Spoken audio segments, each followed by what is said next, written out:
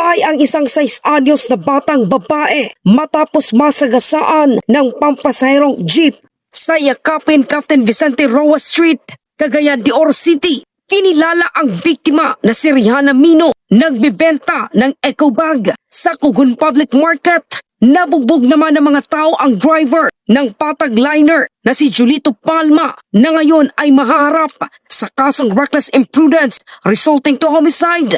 Sa paunang investigasyon ni Patrolman Vicente Villalobos ng Kokpo Traffic Enforcement Unit, nakatawid na sa kalsada ang bata nang bigla itong mabangga ng PUJ patag liner. Ayon sa driver, nawala ng preno ang kanyang minamanehong jeep kaya nabangga ang bata. Dahil sa pagkuyog ng mga tao, pinaatras umano ng driver ang jeep na kanyang minamaneho at nadaganan ang biktima.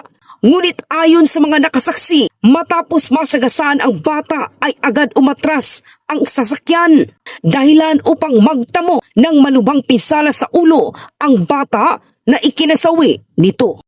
Ako si K5K Buscaino para sa Kampiyon na Balita, Serbisyo Publiko at Kasiyahan, K5 News FM.